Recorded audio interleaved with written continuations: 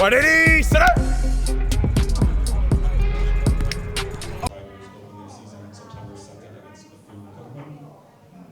will take an opening statement from you on being here and the season ahead, and then we'll open up to questions. Perfect.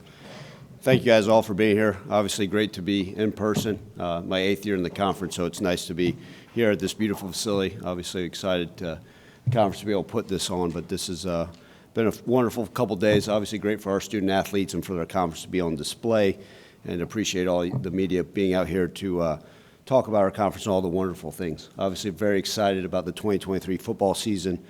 Looking ahead to what we do, have high expectations like all the other 13 teams in the conference, right? Our expectations, our goals are to win the AAC championship and continue to compete at a high level. Obviously a lot of time between now and September 2nd, but been pleased with the progress this offseason and excited about this upcoming season as well.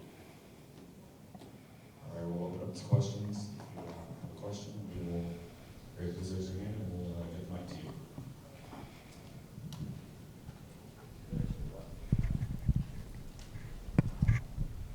Ryan, how much stock do you put in the preseason media polls? You guys were picked to finish 4th this year.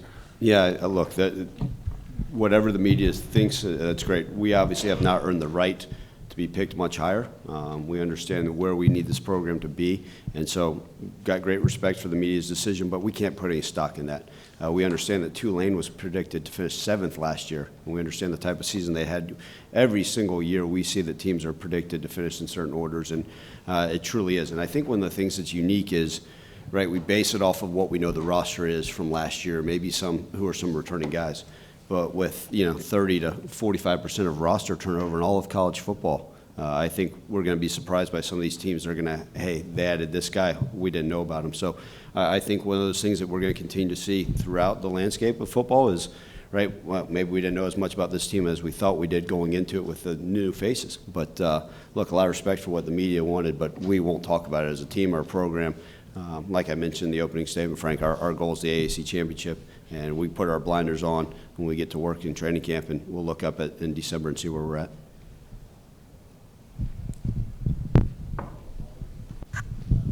Tim Buckley with the Daily Memphian. Ryan, obviously Tulane's coming off a strong season, and then you got the 6 new teams coming in. UTSA has a strong resume.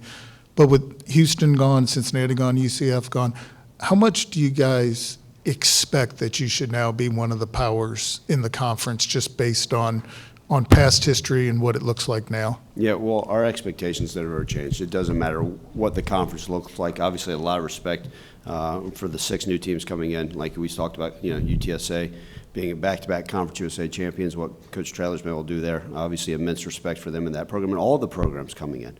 And I think you're going to see, with the ever-changing rosters, we can't sit there and say, well, this team was that last year because things changed. But our expectations have never changed. My 8 years at Memphis, every single year we line up with the goal to be the champion. The conference championships, that hasn't changed from year 1 to year 4 as the head coach, regardless of who we play. Look, we've got a lot of new opponents that we'll be facing this year. Excited about those opportunities. I think the conference is actually stronger with these teams coming in. Really excited about adding to them, and it's going to be fun to go out there and compete.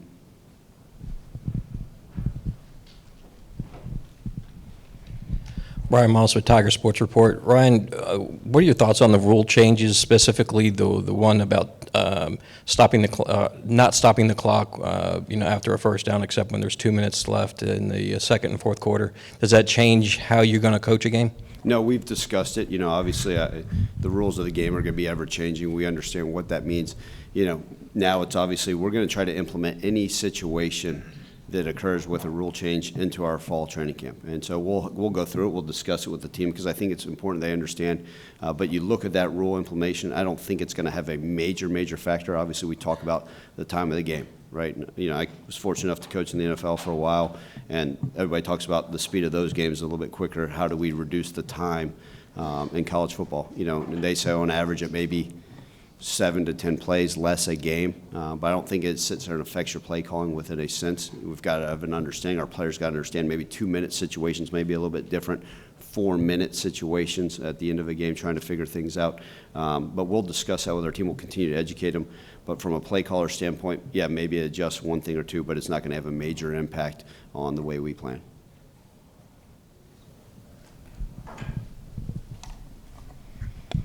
With the transfers that you guys had leaving and looking at the transfers you guys brought in, how do you feel that how you guys were able to manage the roster based on your need? Yeah, we're really excited about all the new faces we brought in. Look, it doesn't matter the relationships. It doesn't matter where you're at, right? Whatever it may be, there's going to be a multitude of guys who are going to leave every single year, and that's just the reality of college football. We lost quite a few walk-ons as well that we're hoping to explore opportunities, maybe receive scholarships. But we brought in so many unique players I think fit what we do at the University of Memphis. Frank, I think the guys that we added are some of them are going to be immediate starters. They're going to have a major impact on our team in a successful way. And then other guys we brought in saying, okay, hey, you still got a couple of years, and we're going to develop you to get you where you need to. I think everybody thinks as a transfer has to be an immediate starter. Sometimes that's not necessarily the case. But I'm really excited about the guys we brought in. I think a lot of them are going to come in.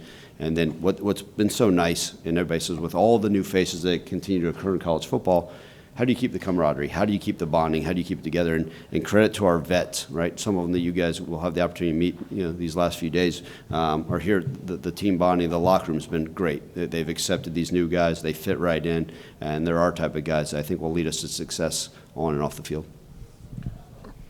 Related to that, in the portal era, how has your philosophy changed, and how do you balance what it used to be, which was building a program, to now basically just building a team year to year? Yeah, I still believe in the same philosophies, and I'll never change, right? 25 years in this profession, I still believe there's a right way to build a program.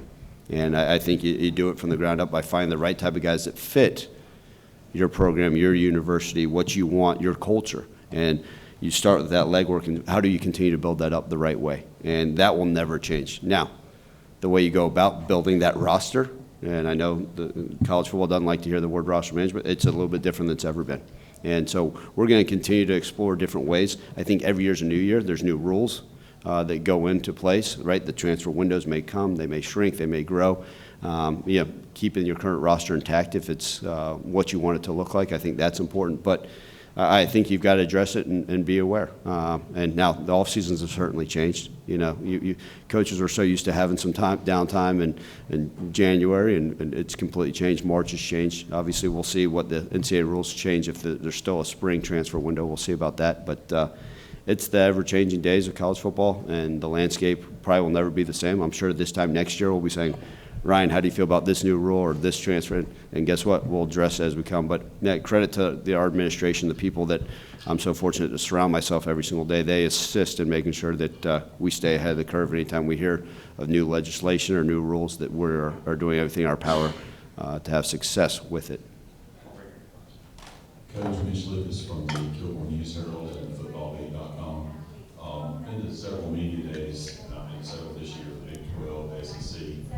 But the American Athletic Conference kind of fired me up a little bit. This is an exciting conference. Can you just talk a little bit about the conference this year and just overall about the energy kind of surrounding the conference? Yeah, I think it's a renewed sense of energy. I think, right, having been in the conference, like I said, for 8 years now, there's a new excitement. I think that this new blood that's coming in, there's some powerful brands out there, right? There's some name recognition for what these programs were able to do, and the success they've had at their previous stops, and the coaches, the players. I mean, it's talented teams coming in.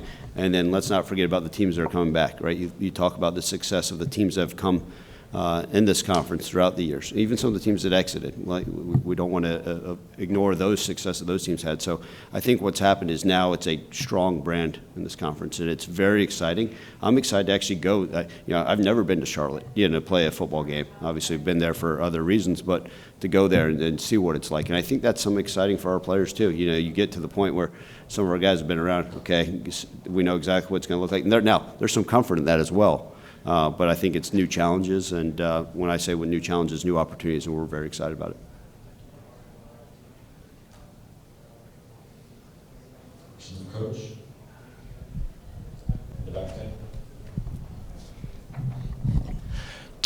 Gary Smith with NOLA.com. Just what was the biggest difference you saw in Tulane last year during their run, and do you feel like what they accomplished is sustainable? Yeah, look, Tulane's always had a strong program. We've always had a lot of respect for Coach Fritz and what he's been able to do. And you look at the Memphis battles versus Tulane, they've always been a lot closer than people think, you know. And even when Memphis was riding its high horse, we've always struggled going down Tulane and playing football, and I think a lot of teams are starting to recognize that. And, you know, he was able to build a program, obviously immense talent on that roster with what they've been able to build. And, you know, that's the biggest thing is can the success be sustainable? I think, obviously, got a lot of respect for them, so I certainly think they can. Obviously, we hope that we're able to knock them off. But you look at the years of what's occurred within this conference, and you guys that have studied this and understand this that have been around, right? When we first came into the conference, I think Cincinnati was a 2-10 team, and they had the worst offense in the conference, and their offense coordinator was a guy named Zach Taylor, who's the head coach of the Cincinnati Bengals, you know, and they changed and flipped things around and became a powerhouse. We were able to see what Coach Herman was able to do with the success at Houston, right, when they first came in. Memphis, obviously, at one time was higher up and considered a national powerhouse. Obviously, we hope to get back there. Then you look at the success UC have had, right, and then Tulane. So you kind of look at what this conference has been able to do, the ebbs and flows of it. It's a talented deal, right? We all know that maintaining that success is one of the hardest things in any aspect of life, much less college football. Tulane's going to do it the right way, and we know they'll continue to be a force to be reckoned with. Thank you, guys. Appreciate it.